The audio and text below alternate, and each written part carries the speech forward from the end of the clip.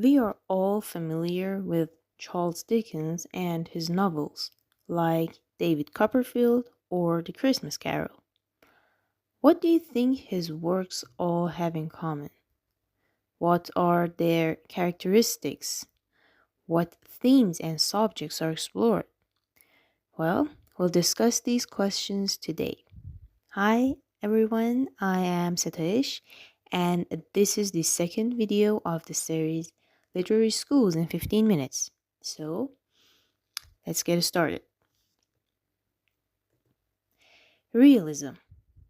It's difficult to pinpoint the beginning and end of the movement exactly, but to do it roughly, it began around 1848 and gradually faded by the coming of naturalism, the next literary school, in 1880.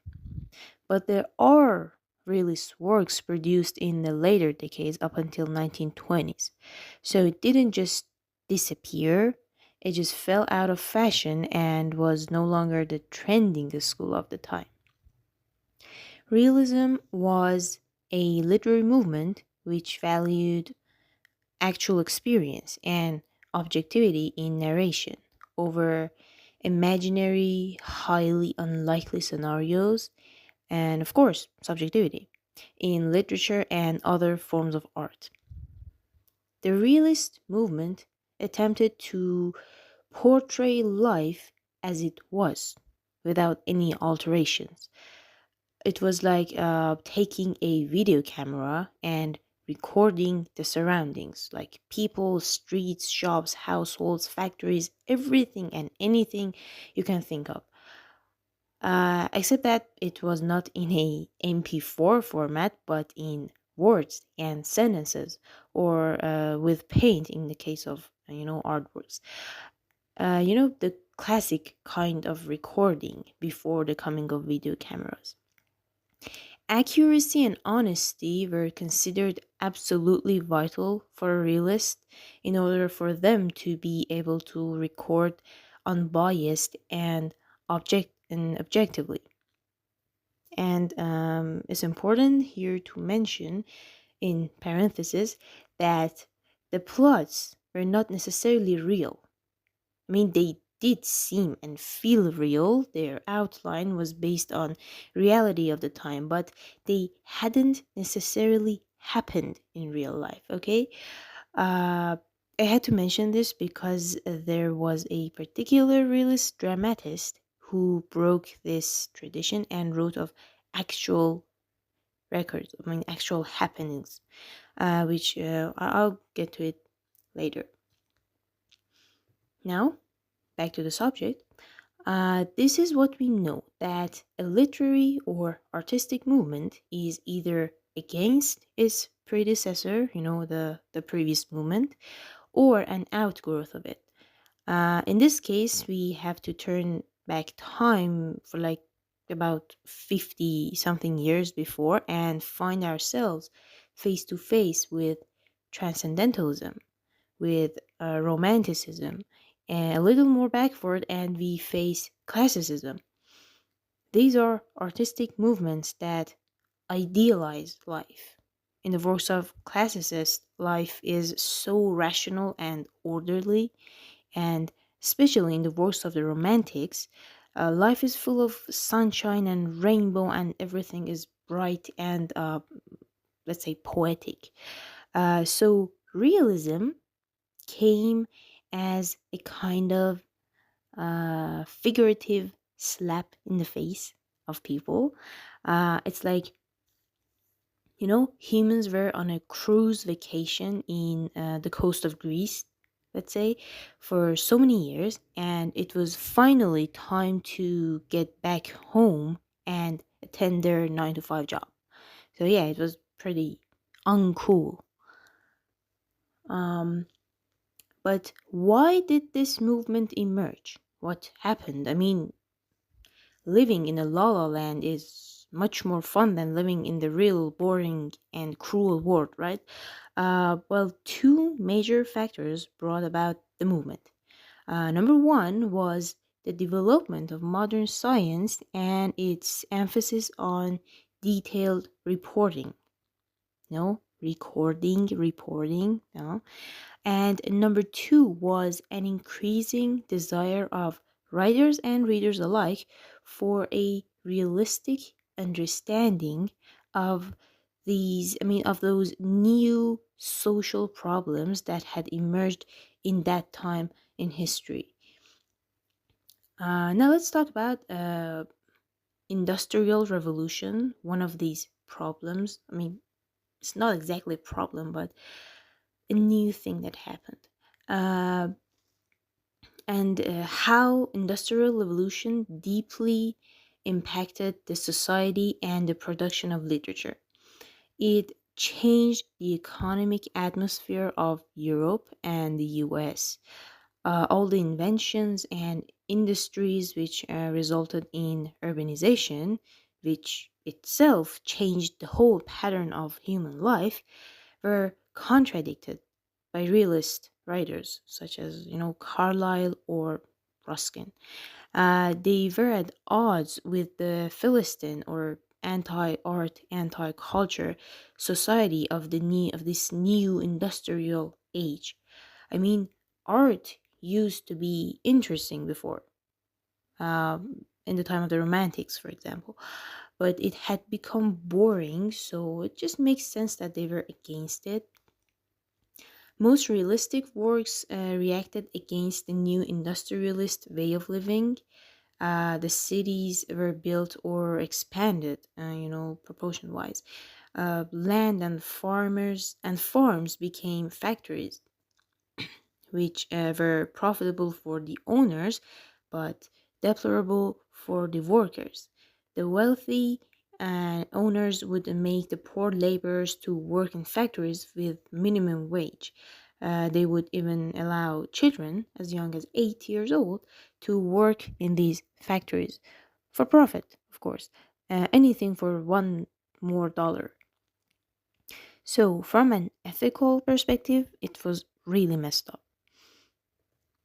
Um, Here is the man who changed everything. In the field of science, the most notable work was Charles Darwin. Charles Darwin's Origin of Species, which I guess we're all familiar with. It emphasized on the survival of the fittest and proposed the theory of evolution. That our ancestors were monkeys or chimpanzees or whatever. That theory. This piece of work was and still is controversial and has affected literary and religious discussions since its publication. So this is the controversial man here. Now let's take a look at realism in fiction, drama, and poetry. In realist fiction, characters are more complex than the ones in, say, classic fiction, because real people are complex and, of course, believable. Settings are more ordinary and lifelike, and the plots are less important. Actually, realist fiction is more character driven rather than plot driven. The first of the realist writers was the French, and excuse my French here, Honoré de Balzac, something like that, and followed by Gustave Flaubert. So the movement initiated in France, but um, spread to, but the movement spread to England, Russia, and the U.S. Flaubert's novel Madame Bovary of 1857 was a critique of the state of Europe of that time. It's a story of a woman whose pursuit of romantic and luxurious dreams leads to ruin and death. I don't want to spoil more. You go and read it. George Eliot was the greatest English realist. Her novel Middlemarch portrays a community in which people's hopes, mistakes, and relationships reveal the complexity of the ordinary life of humans. It's actually a story of a couple of families in a town there nearby, and it's pretty interesting if you want to read it. In America, the realist period extends from the Civil War to the end of the century. During this period, a number of changes happened, such as the increase of democracy and literacy, and the rapid growth of industrialization and urbanization, population expanding due to immigration, America, the land of opportunities, right? And a relative rise in middle class wealth. The realist literature tried to make these rapid changes fathomable for the readers and all people by extension. American realists used the language of ordinary people and even dialects, and this was to make a distinctly American literature for the nation, building identity and all. Realistic dramas started with the plays of Henrik Ibsen, who wrote, actually, he wrote of social issues of his time in plays such as Pillars of Society of 1877 and A Doll's House 1879. In 1904, Anton Chekhov wrote of Russia's fading aristocracy in The Cherry Orchard. To mention a few other realist playwrights, we can name George Bernard Shaw, Sean O'Casey, Irish, and Eugene O'Neill. O'Neill, however, is the picture on the right, was interested in conflicts of real contemporary society, not artificial plots, which were indeed well made but still unreal. I mean, they hadn't happened. He was active in 1920s, and by this time there were plenty of realist works out there, and O'Neill tried to take the movement one step further and make it as real, make his works as real as possible. So it was just progress. In poetry, the works were more leaning toward naturalistic values rather than realistic. But there isn't a clear cut line between these two movements. Spoiler alert, the next video is going to be about naturalism, so sit tight. We have Edwin Arlington Robinson on the left, Edgar Lee Master on the right, and Carl Sandburg, we don't have his picture here, who all sang of bleak and wasted lives. They kind of put the ideal along the real in their poetry. Well, now let's wrap up and see what we learned today. Realism was basically literature's way of finally coming down from the clouds and dealing with the nitty-gritty of everyday life by swapping out those idealistic themes of the past for the messy and complex reality of the industrial age.